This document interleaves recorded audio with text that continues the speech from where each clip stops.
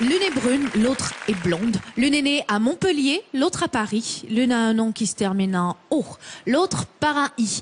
Eux dans là, ce n'est pas Laetitia, mais Julie Zenati qui se glisse ce soir dans la peau de Juliette Gréco et reprend l'un des plus beaux titres composés par Serge Gainsbourg, La Javanaise.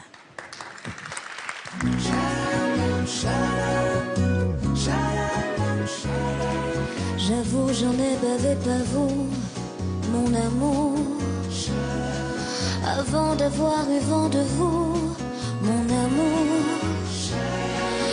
Ne vous déplaise en dansant la javanaise. Nous aimions le temps d'une chanson. À votre avis, qu'avons-nous vu de l'amour? De vous à moi, vous m'avez eu, mon amour. Ne vous déplaise en dansant la javanaise. Nous aimions le temps d'une chanson. Hélas, avril en vain me vaut à l'amour. J'avais envie de voir en vous cet amour. Ne vous déplaise en dansant la javanaise. Nous aimions le temps d'une chanson. La vie ne vaut être vécue sans amour.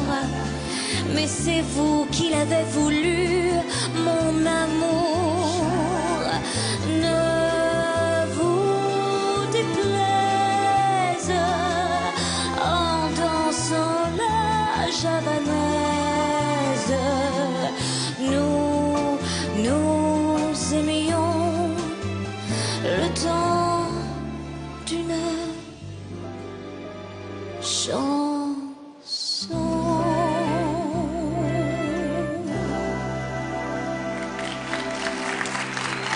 Julie Zenati, bravo! Merci. Bravo, viens nous rejoindre. Bonjour. Je fais des bisous. Bonjour Julie. Bonjour. Je te connais pas, mais j'ai envie de t'embrasser. C'est possible. Mais embrassons-nous. Ouais. Alors Julie, ça fait comment de se glisser dans la peau de Juliette Gréco, un peu comme ça? Écoute, comme ça, c'est assez...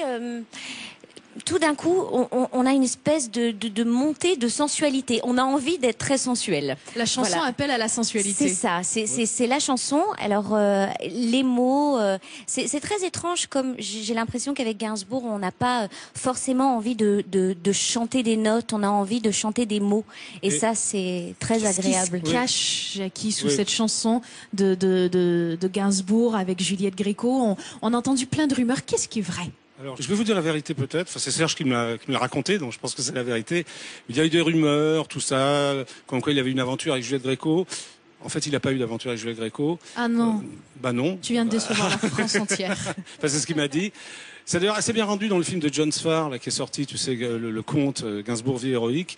En fait, Juliette Gréco lui a donné rendez-vous chez elle. Il est venu comme ça, il a passé toute la soirée avec elle. Ils ont bien bu, tout ça, ils sont très bien entendus, mais il s'est rien passé. Il est rentré chez lui.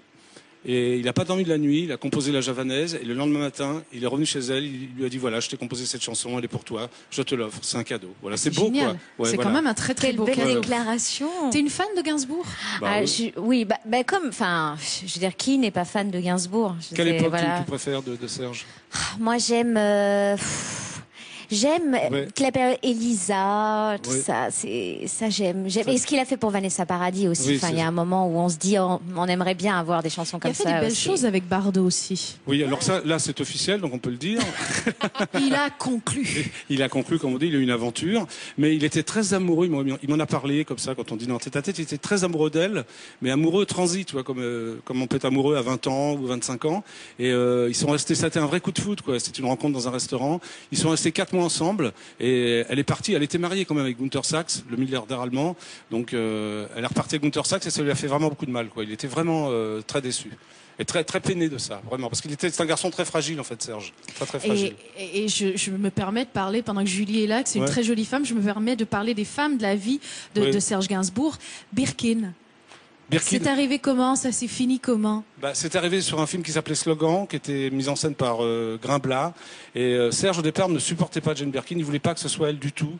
Il a été horrible pendant le casting. Il a dit à Grimblat, je ne veux pas que ce soit elle. Et Grimblat tenait vraiment à elle. Et Grimblat a dit, voilà, écoutez, de toute façon, j'organise un dîner chez Maxim's. C'était un vendredi soir, à la fin d'un casting, à 3. Il est jamais venu, Grimblat. Ils sont restés tous les deux, ils ont passé la soirée ensemble. Et Serge, je sais pas, oui, Serge lui a fait rencontrer, lui a emmené dans le Paris qu'il aimait. Et en fait, Serge, c'est soit il allait dans des hôtels, dans des relais châteaux, soit il allait à Pigalle, dans ce qu'on appelle vulgairement des bars un peu louches, quoi. Tu vois, il n'y avait pas juste milieu. Il a fait visiter ça à Jane, il a fait ouvrir tous les bars, le Ritz, le Georges V. Et bon, après, Jane est allée chez lui, mais il s'est rien passé parce qu'il s'est endormi. Il était mort de fatigue, donc il ne s'est rien passé le premier soir, et voilà, quoi.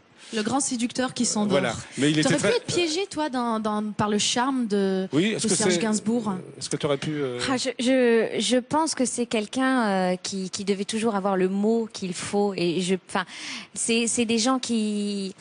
Parfois, il avait le mot aussi pour blesser les filles, quoi. Il Oui, adorait les femmes. Oui, je me souviens bien de Whitney Houston, tout ça. Moi, j'étais s'en témoin souvient bien, de vraiment des choses très choquantes. Blessé volontairement. Oui, volontairement, parce qu'il allait très loin, quoi. Et la fin avec Birkin, moi, je l'ai vécu quand elle est partie avec le metteur en scène Jacques Doyon. Il pensait pas qu'elle allait partir avec lui. Non, elle va revenir.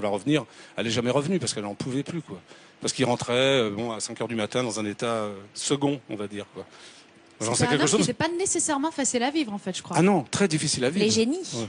Les génies sont peut-être. C'était un grand artiste et il était très avait angoissé. cette âme d'artiste en Ouais, fait. il était très angoissé, quoi. Il appelait à l'époque, il n'y avait pas de portable, il m'appelait chez moi à 3 heures du matin pour savoir la chanson, tout ça, s'il avait fait une bonne télé, s'il avait fait une bonne radio, doutait de tout, quoi. Toi, t'es un artiste comme ça qui a des insomnies créatrices ou des doutes comme ça qui peuvent envahir.